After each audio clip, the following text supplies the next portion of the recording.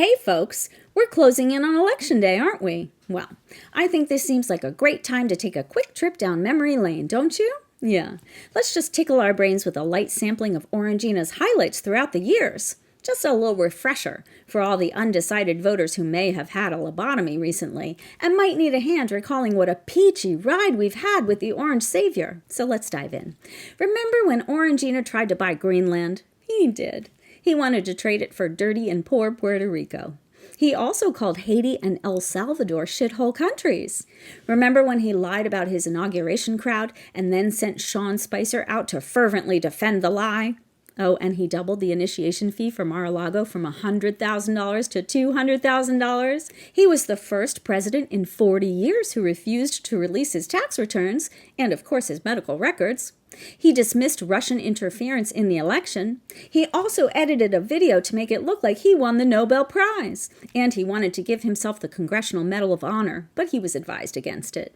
He flushed documents down the toilet and asked Georgia officials to find him 11,780 votes.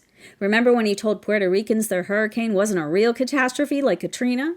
Then tossed paper towels to the victims, and then later said the 3,000-person death toll was a Democratic hoax.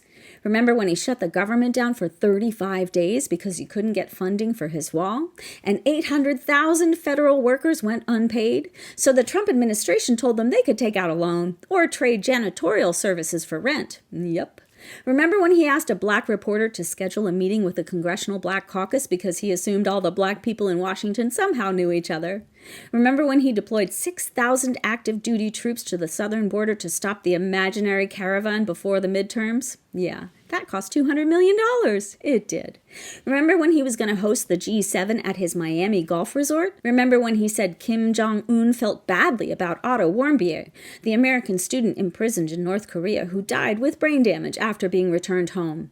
And then after U.S. journalist Jamal Khashoggi was carved up with a bone saw, Orangina said he spoke to the Saudi Crown Prince Mohammed bin Salman on the phone, and MBS totally denied his involvement. So Orangina was like, good enough for me. Remember when Lysol had to put out a statement so people wouldn't inject it into their bodies after Orangina said it would be like a cleaning?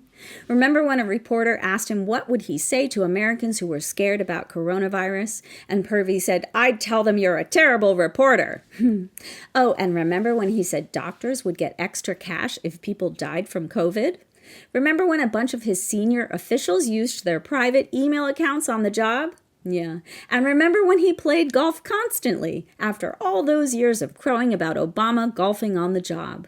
Remember when he said to black voters, you're living in poverty, your schools are no good, you have no jobs, 58% of your youth is unemployed, what the hell do you have to lose?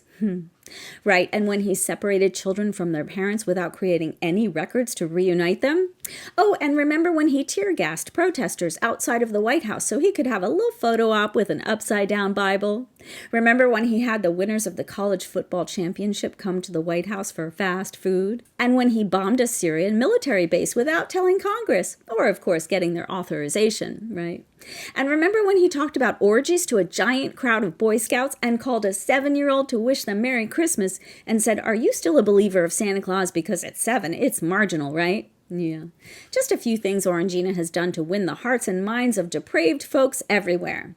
When you put them together, it almost makes you wonder if his followers are working with a full deck, or if they've all spent some time in Flint, Michigan drinking from lead pipes in early childhood. Well, folks, there's a lot of minions who've either overlooked, explained away, or totally forgotten these greatest hits, so get out the damn vote and end this frickin' nonsense, okay? All right.